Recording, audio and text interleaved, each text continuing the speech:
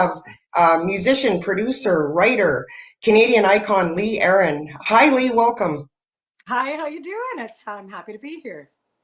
Well, I know a lot of people are really excited that you're here as well. And Lee, we have so much to talk about today, and of course, I want to talk about the new album. And I was thinking, I feel really lucky that I have you here at this time because I think there's a lot of really cool things going on for you. We're just on the heels of the anniversary, of like the 37-year anniversary of the amazing album Metal Queen, Uh, and and my the fans were 34-year right. anniversary of the self-titled album, which featured the hit "I'm Only Human," and you have an album coming out. I do. I have we I don't know the exact release date, but it looks at this point like it's going to be late May, early June. We just finished signing a deal with a label partner that we've worked with in the past, a label called Metalville out of Germany. But it's rough trade distribution in all of Europe, and it's amped distribution in North America, which is excellent for us. And we've developed a really nice relationship with these guys over the last couple of albums. They've just done a stunning job. And while you may not have seen me sort of in the forefront of the media in Canada, these guys have got an amazing promotional department. So I was in Classic Rock, Sweden Rock magazine last year. I just had a huge feature in it's called Rock Hard magazine out of Germany. And so, Right. because a lot of my fans are not just Canadian, but definitely worldwide, right? And so, yeah, we've had a really nice partnership with them over the last couple of years, and the album's coming out in a few months, and I'm very excited about it. It's going to be my 14th studio album, but my 17th album overall. So, yeah. Oh, I Right, feel that's old. so exciting, and I know the Europeans, they love you. They sure Well, do. But in Canada, we still like to think that you're ours. Well, I am a Canadian girl, and proud to be it. You know, um, I always say it toughens you up, right? Having to survive those Canadian winters, and especially when you're touring. 100%. So, Lauren, I'd like to go back a little bit, Lee, and talk about just how you got your start in music. Were you one of these musicians that just kind of knew from a really young age that this is what you were meant to do? I would probably have to answer yes to that question. It's interesting that you asked because I'm in the middle of writing a book right now. Oh, Um, wow. people, well, people have been bugging me for many years to write my memoirs, and also about I have a very sort of an interesting childhood, which kind of informs, I think, your art and who you become as a musician. And yeah, so I've had to go back and revisit a lot of that stuff. Sorry, the question again was specifically your question Just again was were you a person that was, right. like So sorry, musical just influence from an revisiting. early age? Yeah. Yeah, so when I was 5 years old, I came home and the kindergarten class was doing a Christmas recital, and I said to my mom, I want to sing I Saw Mommy Kissing Santa Claus, because it was something that I heard over and over again, and it was one of my mom's favorite Christmas songs. And my mother was a wonderful singer. She sang, even though she didn't do anything real professional, she sang her entire life. She was in church choirs, and definitely the musical arm of our family. And so I rehearsed and rehearsed, and my mother said I wasn't very good, but I was no. She said I was out of tune, and I'd hide in the broom closet and practice and practice. And she was she was like, oh my gosh, am I going to go to this Christmas recital and my daughter's going to get up there and just be like not very Just good? embarrass And me. well, she said when I got in front of people, she said I was amazing, and that's how the story goes. And so when I did that and I sang in front of people and got a very positive response, it's like something clicked for me, and I went, oh, I want to be a singer. I want to be a musician. And so it sort of became a lifelong passion of mine. I got involved in everything possible musically that I could throughout schooling. Growing up, I was involved in lots of musical theater, in choirs. I took a few vocal lessons as a teenager. And then when I was in a production, a musical theater production when I was 15, I had the lead singing role, and bass player from a small local band was in, I think he was in grade 12 at that time. I was in grade 10. his brother was involved in the, the set deck and backstage production end of this production that I was in, because we were in the same grade. And he said to his brother, you got to hear this girl sing. And so the brother came out, said, do you want to audition for our band? And that's how it started. I went and I auditioned for this sort of high school. What it was sort of like the A team of players from both of our local high school bands in Brampton and Bramalea, just outside Toronto. And I Right. And so, auditioned. Lee, I would imagine you're like maybe 16, 17 at this time? 15. 15. Wow. Yeah. And I auditioned for this band, and that's how the story began. And then they apparently, a couple of the other guys in the band, they were not so keen on bringing me into the unit because they didn't picture the band with a girl singer. They pictured the Right. band with a male, this is a rock band with a male singer, but they auditioned multiple people, and apparently I was the best. So, Right. I ended up in this band. I mean, it was kind of crazy. Like, my dad drove me to this audition because he's like, I'm not letting my daughter go into a basement with a bunch of boys and a Bunch of rock band, heathens. so my dad chaperoned like the first few rehearsals until he was comfortable that I could actually go Right. and be with these guys, and they were, they weren't a bunch of Lugans, and they were responsible. Yeah. Right. There you go. So, Lee, one of the things I love about you is just, you've had and have this such amazing career, 30 years and still going strong, like 30 plus years. And I love that you've always managed to stay fresh and relevant. And switching from metal to hard rock and then the foray into jazz. And I'm curious, what was the catalyst behind some of these forays into different genres of music, like the jazz, for example? Well, I think jazz is probably the one that stands out as the most different to most people. Right. And the truth behind that story was that in the I had my biggest hit album in 1989 in Canada. I was on my fifth album. Like, I didn't have overnight success. I worked my butt off, and it was finally on I'm sure. my fifth studio album that Body Rock hit huge. And we were on tour for 14 months for that record. And Wow. yeah, but I was only 26 years old, 26 turning 27. And then I did Some Girls Do in 91. Again, I was still 28. Then grunge happened. And I was like, I felt like my career was just getting kind of started. And anybody that was associated with what the industry looked at as classic rock or hair metal or whatever, and unfortunately I was lumped into that category. When the Seattle movement happened, just everything changed so dramatically, and Right. everybody's career got sidelined that was associated with that genre of music. I really liked grunge music. I Me embraced too. it. I thought, wow, this is just another new flavor that I can bring into my own music. So in Right. 1994, I brought the bass player and the drummer from Sons of Freedom, a Canadian, was probably one of the most successful Canadian grunge acts from Vancouver. I brought them out. I worked with them on my new album. I flew up Reeves Gabrels from, he had played in the Psychedelic Furs. And no, sorry, Reeves Gabrels was in David Bowie's Tin Machine. Knox Oh, Chandler played in the Psychedelic Furs. And I brought them up, and I was like, I'm just going to embrace this and move forward. And I did Emotional Rain in 94.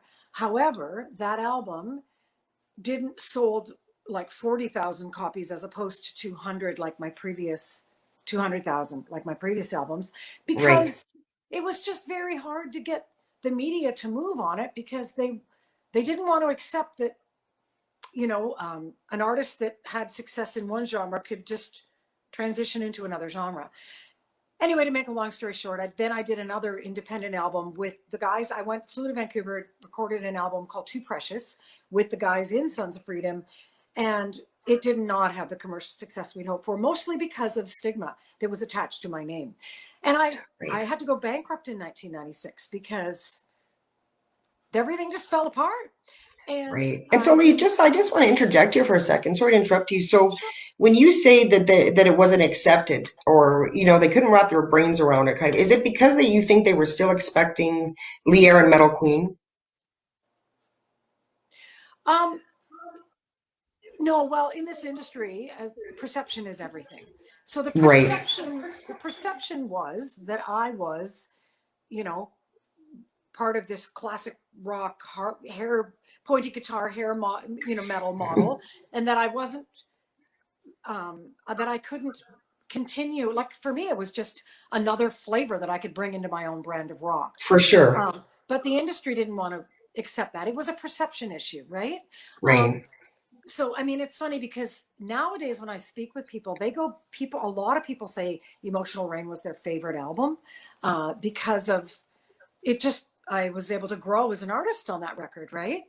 But to make a long story short, I had to go bankrupt in '96. I didn't sing for a year. I was clinically depressed in many ways, I and bet. Yeah. yeah, I mean, it was kind of hard to go from, like, do I even have a career anymore? And what I realized at that point is I didn't want to get back on the pop culture bandwagon, because Right. I realized it was success is fleeting, that it wasn't really about supporting artists. It was about what is the next kind of new thing we can jump on to. Let's be honest, like any industry, it was fueled by corporate greed and money, right? Right. And Yeah. I thought, I just don't want to go back there. So I had been sort of licking my wounds and listening to all my old Nina Simone and Billie Holiday and Ella Fitzgerald records for a year. And a friend of mine said, "You love this music." Because in What did you do theater, it? in theater growing up, I had learned all these songs. I'd studied this music. I'd sang it in my youth. I was very well versed in the Tin Pan Alley writers and all the Broadway standards and things like that. And a friend said, "Why don't you just go sing that? You like it so much." And I went, Why "Yeah, don't it I? kind of feels like the right medicine right now." So I Right. started. And what some people maybe not know is that you also play saxophone. Not anymore. Not anymore? But yeah, years ago. Oh, Yeah, yeah. I don't. I probably could eke out a few notes if I picked it up. In my first band, I did play sax. Yes, we is did. that We right? did Hey? like Jethro Tull and Supertramp covers, and we were kind of geeky. So yeah, yeah, That's cool I did stuff play though, sax. hey? Yeah, it was totally fun, and I played keys and yeah. So So, yeah. you've got 10 Juno nominations, and you were nominated for three Toronto Music Awards for Best Female Vocalist. And this is a question totally coming from the dorky fan in me. So is there ever a point, Lee, when all this is taking off and it's becoming real, where you sit back in your hotel room and you go, holy crap, I'm Lee Aaron. This is happening. This is happening. Is there ever that one moment, or is it just kind of a progressive, subtle sort of transition? That's a really, really interesting question. No one has ever asked me that before. Because I always Um, wonder that about, and especially when it's fellow Canadians, I always wonder, what is that like? It must just be surreal when that moment hits. And maybe it's a nanosecond, or maybe it's a process. Like I said, I think there has to be that moment where you realize this is big. Like this is turning into a thing. And it must just be surreal. yeah, I think it didn't really happen overnight. Obviously, I had been touring around the world before Body Rock was written. I had been to You've paid Europe. your dues. I started gigging in 81, 80. I was 18. Started gigging and just fresh out of high school. Yeah. So by 89, like, I'd been on the road for a good 8 years. Right. Um, but I think the eureka moment for me was kind of when Body Rock, I was all over Much Music. I was sort of like the it girl in 1989, 90 on Much Music, right? And so yeah, that was kind of it was more like when I couldn't walk into a grocery store and do my grocery shopping anymore because people were whispering and following me. And, of course, if I dressed down with my no makeup and my hair in a ponytail and track pants, of course someone would recognize me. I Of go, course. you're Lee Aaron and you look like crap, you know, They but follow you around, and I would imagine, what's Lee Aaron eating? They're probably scoping out your grocery cart. it got weird. It got I weird. bet. You know, on many levels, I really didn't like that. I didn't like the loss of anonymity. Right. And so, yeah, but I think more for me nowadays, it's kind of nice to be at this age and stage that I'm at. I have my experience, I have my wisdom. I've got, I feel like in many ways I have it all. I've got a wonderful husband and a beautiful home and I have a family. I have kids, um, that I adore, and they're both very interested in music. Nice. Um, and when I do interviews nowadays, it's mostly coming from a place of respect from with people. And so I think it's more nowadays I go, yeah, man, I'm Lee Aaron. That's and good for you you, know, as you should. it's like, And you said so you've been married to John Cody for 20 years now? yes, we've been together 20 years. So And you have two children, and that was going to be one of my other questions, actually. With your your huge success and the multi-platinum albums across Canada, and your success in Europe, and your touring, and then you find time to raise two children. And I was thinking about that this morning. I thought I have a hard time just getting my laundry done for the week, so I don't know how you pull all that off. well, But you was get there the ever a time when you just thought, I'm just gonna have it all? I'm gonna do this, and I'm gonna have a family, and how has that enriched your life? well, let me back up a little bit. I always thought I wanted a family, but the timing never seemed right, and I needed to meet the right guy because I've definitely went through some starts and stops in relationships in my life in the past. And I mean, it's good that I didn't have kids when I was younger, because I think I would have been a not as good a mom, right? For sure. So Yeah. I waited, and when John and I met, we both had never had biological children, but I was starting late. I was starting in my mid 30s, right? And Hmm. we had a bit of a difficult time having our first child. It took a few years. And then when she arrived, I had this crazy idea. I would just, put her on airplanes and I would just take her along, and she would just neatly fit into my life. Should be a road And baby. that's, because I was touring, doing my jazz thing. I was 6.5 months pregnant. We Oh finished a wow. gig. I mean, I've told this story a few times. We finished a gig in Newfoundland. Then we were on a plane. We flew from, I think it was St. John's, Toronto, Winnipeg, Vancouver. By the time, and I was like out to here, and by the time I got off Right. that plane in Vancouver, I could not even get my shoes on. I was walking through Oh the airport no. barefoot. My feet were so swollen, right?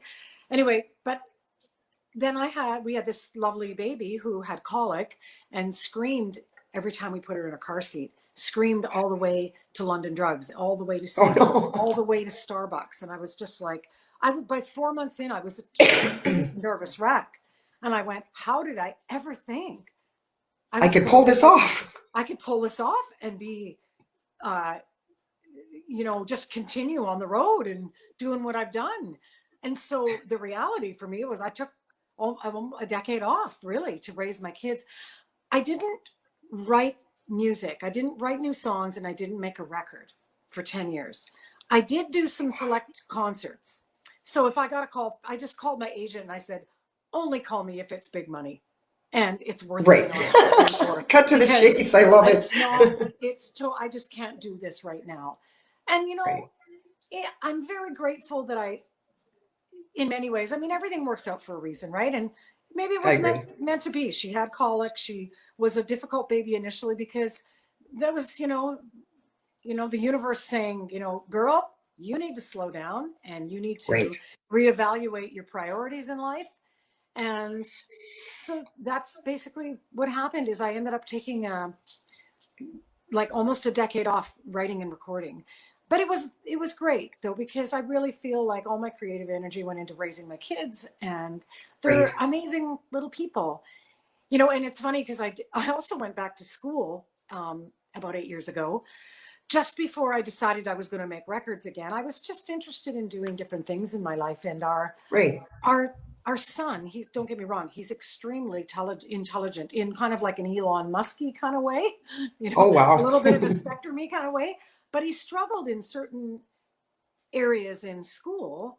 And I ended up volunteering at the school over and over again to try to help him, to try to work within the classroom and see how the dynamics work there. And I ended up going in back and getting a degree in special education because I wanted to be able to assist him with his schooling.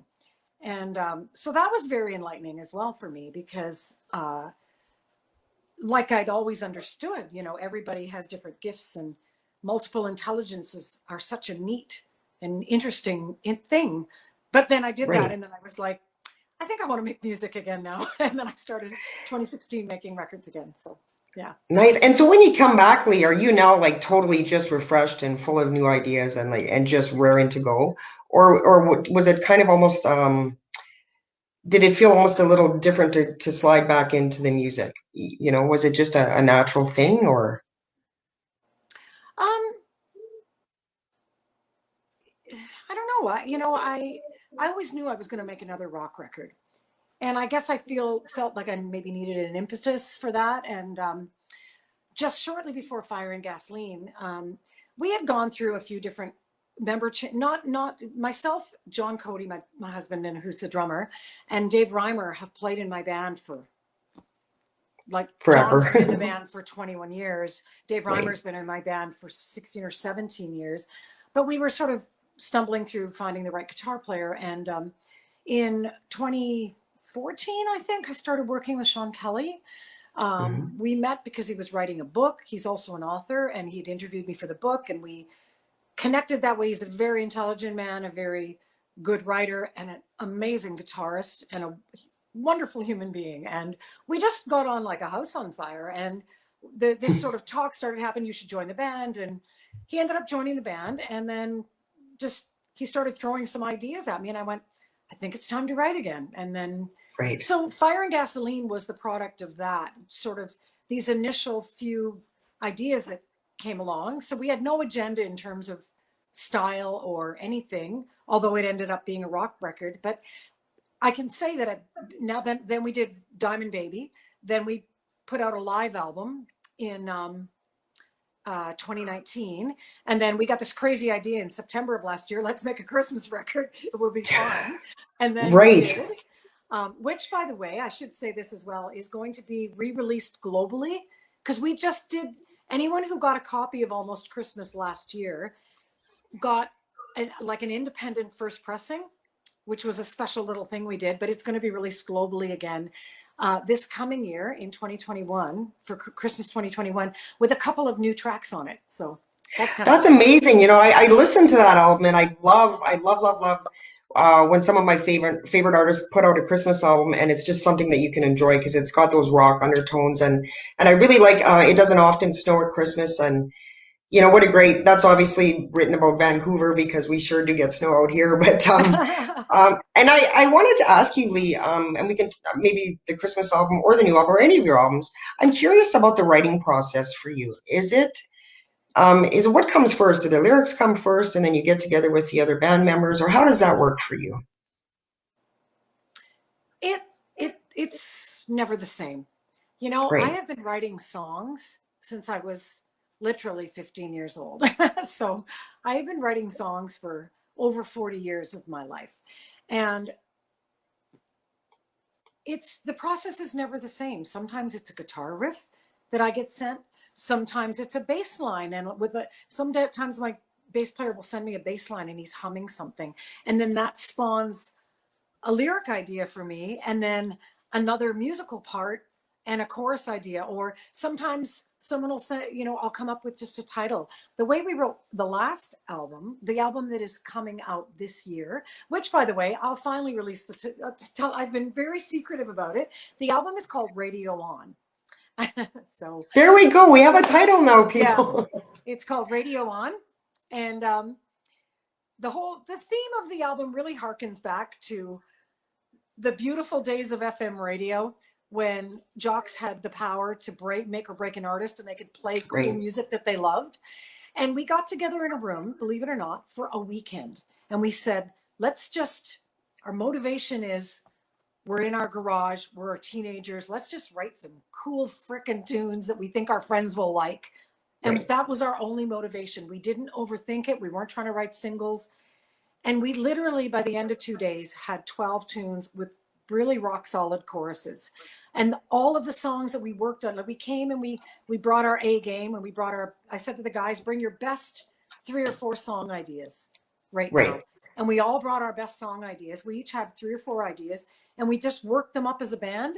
And then everything sort of coordinated with a lyric idea because I carry a book around with me all the time. I'm always writing down little snippets. I go like, oh, that's a neat Oh, idea. yeah, right, Write it right, down. right. Like last night at like midnight, I got another idea for another Christmas original, right? And I'm like, oh, that's a neat idea. Write it down, right? Right. And like everything in my book sort of coordinated with a musical idea that we had. And by the end of the weekend, we literally had an album. And then I took it away and I wrote the rest of the lyrics. And that's how we wrote the last album, the album that's Is coming that out. right? Well, Yeah. I feel so honored that you shared the name with me first on this show, and I had people writing into me, and you have one fan. I don't know if you'll know him by name. His name is Brad Metz, Oh, and yeah. I think he's probably one of your biggest fans. And he said you ask her about an album, and people were like, ah, find out the name of the album, and so I really appreciate that you just offered up that information without me asking for it. Well, Radio On is a song. One of the themes that we kind of were visiting on that album was mortality because, you know, just before we started writing it a year and a half ago, there was like, was it 2017? It's like rock star after rock star. Lemmy Just passed away, right, David Bowie passed away, then or Prince died, and Downey, we were like, I was yeah. going, no, like some of my favorite artists in the entire world.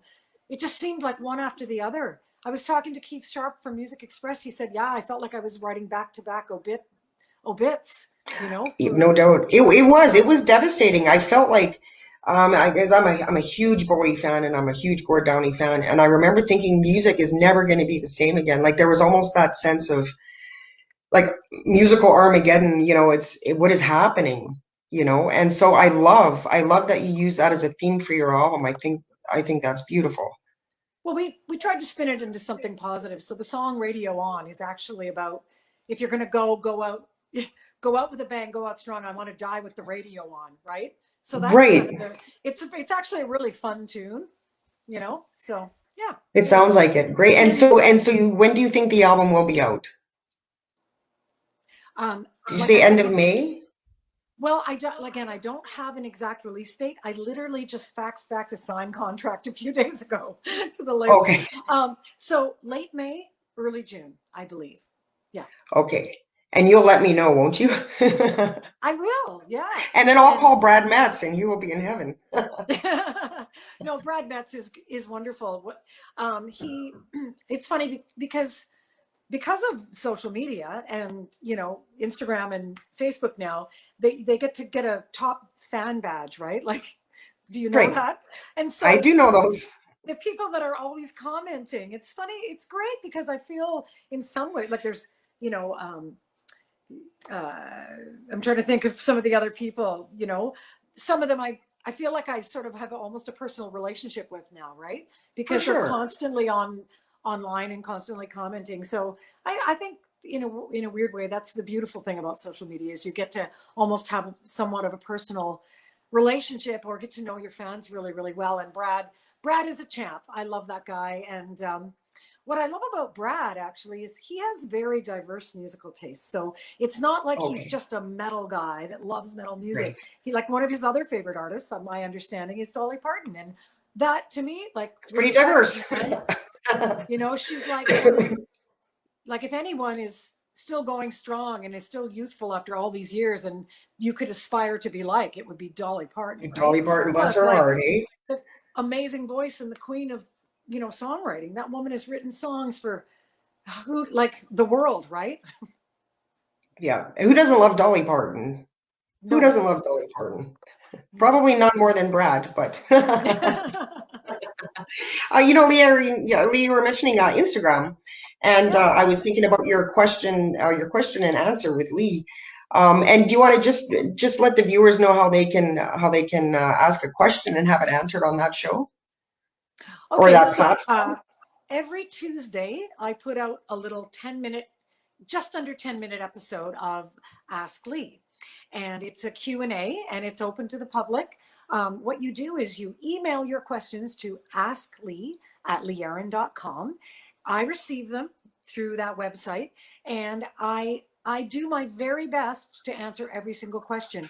Right now, I've got way more questions right now than I can answer in a timely fashion, but I I will bet. get to them. And I tell people this. I've got them listed chronologically, and I attack, a few questions every Tuesday. And yeah, and if you want to follow that show, you need to tune into me at Instagram, which is leeaaron.music at Instagram, right? On Nice. Instagram. So have you ever Lee been Aaron dot music. asked a completely wacky question? Sure. Is it done live? It's done live, right? No, they're pre-taped. Oh, it's oh, okay. So they So are so they again, same question. Have you ever been asked something that just kind of made you go, what? um have I been asked something that made me Like, have you ever been asked a very crazy question, or are they questions about music generally, or do people want to know what Lee Aaron's listening to, or Oh yeah, I get asked questions like that all the time. What if someone wants to dig up some embarrassing stuff? Like I had a few clunky years of management in the very beginning, and who pushed me into some very, I would say, questionable marketing. And again, I was 17 to 19 years old during that period, and it was. I struggled through that and came out the other end a survivor. But sometimes when people want to dig up stuff you don't really want to talk about it. I find that a little bit awkward, but yeah, I for get asked a sure? lot of crazy things, tea or coffee, what's your favorite, your top 10 list of bands or things like that. I don't really love being put on the spot like that, but For sure. I was just curious, and I have a question for you, and I'm just curious, what is Lee Aaron listening to? what am I listening to these days? Uh, I'm just trying to think in terms of, um, and I say this again and again. I love the White Stripes. I love Jack White and the Raconteurs. I love blues oriented rock. I think a great new Canadian band is, well, they're not that new. The Glorious Sons. I love Love them. them, yeah. I like JJ Wild. I'm just trying to think of. I love. I think of all. Like I got to be honest. There's some new stuff out there that I just really can't connect with. Right. My husband was telling me yesterday that the title of the new Cardi B song that is a big hit, and that's fine, respect, but for that to be okay, like, and I can't say the title on your show because it's But what starts with a not. W, and I think most of my viewers know it, and I'm Yeah, sorry, right, okay, but then they're banning Dr. Seuss. Dr. Seuss. Thank you for I'm bringing just that like, up, Lee, okay, because I'm like, it's been a that's it's been a hot topic on Facebook this week, and there's been a ton of memes and stuff, and I just shake my head. I shake my head, and so I'm glad I'm not alone, and that kind of has you going, what the what too. Yeah, again, and I but think the one thing I will say, sorry, go ahead. no, and I want to clarify. Like I I'm not. I just I guess the age I'm at, some things have me scratching my head, right? Right, And I about what, like, with political correctness, what is permissible and what is not permissible, what's supposed to be empowering and what's not empowering. Again, sometimes I'm just kind of scratching my head. And again, I want to be very careful here because I don't want to get anyone up in right. arms and angry at me. Um, and Well, you I'm know not what? trying to, yeah. I'll say it because I really don't care. Yeah, I find that song and that genre, it is super degrading to women, and I don't know. I think if that's the music our young girls are listening to, that's a sad commentary. Young girls look up to these musicians, and they listen to that music. They have the ability to get their hands on that music on the internet, and for songs like that to be mainstream and song of the year, yeah, I kind of have a problem with that as well. And maybe we should probably just leave it at that. But glad we agree on that. And Lee, speaking of new music, the one thing that I love is I feel like our generation, your fans, they have stood beside you. They're still with you. They aren't going anywhere. They love you, as much today as they did when your first albums came out. And I think that's something that we really have that possibly the younger generation doesn't necessarily have. in relation to their music. And it could be because I'm biased because, I'm in the same generation, but your fans they are diehard fans and they are still your fans. And what a beautiful thing to be a part of. They're willing, for me, it's like, what are you going to do next? Like, I'm excited to see what's the future looking like for Lee as far as, are there any other genres that you might like to explore that you haven't done so yet? Oh, it's interesting. When people ask me, "Well, you're ever going to do a jazz record again?" and I just say never say never. It's still Right. a genre of music that I love. Um, I can tell you right now, what's on the horizon for us is we are currently composing two new tracks for Almost Christmas, which I think we have to have them in the can by the mid-April because that's the timeline for preparing for Christmas records, and uh, we are also writing. I know this is crazy because my new album is not out yet. Radio On is not out yet. Um, Again, it's coming out in the summer, but we are probably going to be back in the studio, especially if we're not touring this summer, which, to be honest, it doesn't look like that's going to happen. Right. Um, we will be back in the studio this summer because we are three-quarters done writing another new album for 2022. I just, in Wow. a weird way, feel like I don't know. I just feel like I'm having another creative resurgence in my life. Um, and it's really fun. I'm I just bet it having so is. much. I'm just having so much fun writing new music. But one of the other things you were asking about a different genre. One of the other things that is definitely on my mind for the horizon and with Lee Aaron is to do either an acoustic style or unplugged type of a record. Um, so one of the things I've explored is again these are just ideas down the road ideas, is possibly writing some new material, but also revisiting some deep cuts on my previous albums that never really saw the light of day as a single. Right. So the average guy might not know that tune, like a song like Bittersweet off of Mm. Fire and Gasoline, or How Deep off Body Rock. Is People tell me all the time they love that song, but it was never a Right. single. It was the ballad off that record. Songs like, I'm just thinking here, Raggedy Jane off Emotional Rain, uh, some cuts off Beautiful Things. There's a song called Private Billie Holiday. I'm guessing you've never heard it. Larry I LeBlanc, have not. who wrote for Billboard, wrote the foreword for that album. He tried to shop that song to Celine Dion because he thought it could be a hit for her. Not no, yeah, Celine Dion. That was right. Anyway, political reasons that never ended up happening. But you know, I think what that song, Private Billie Holiday, is I think it's one of the best songs I've ever written, but most people have never heard it. And so Right. this is one of the ideas that I have for a future thing. I'm always planning. You're just always looking ahead, Yeah, hey? yeah.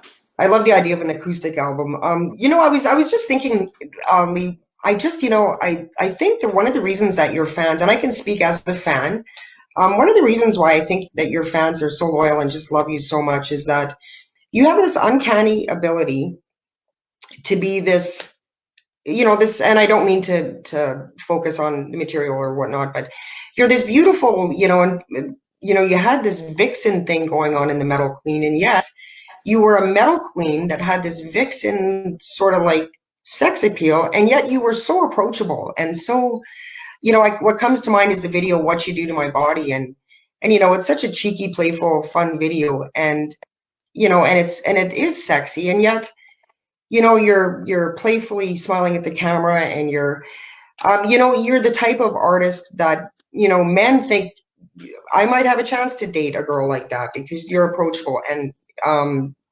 women would be like, I want to have lunch with her. I would like to hang with Aw. her. And I think that's a hard line to sit on. I think, so many of the rock vixens, they seem to have sort of a harder edge and to be slightly aloof or intimidating, maybe almost. And to me, you've always been this extremely approachable person, and that really shone through in your videos, and it's shining through today too. And I think that's an amazing thing, and that's why we want to keep you all ours as Canadian because Aw. she's our Canadian Lee Aaron. Oh, that's that's such a lovely thing to say. And speaking of being human, my dogs are scratching at the door. I have to let them out. They're like, can you just give me 1 sec? I can give you 1 second. I'm coming right back. All right, guys. Well, Lee's going to go and let her dogs out. I just want to remind everybody to stay tuned. I have a big announcement for I'm next here. week's show, I don't. which I will be doing right after this show here. And there's Lee. Her dogs are happy now. What kind of dogs do you have?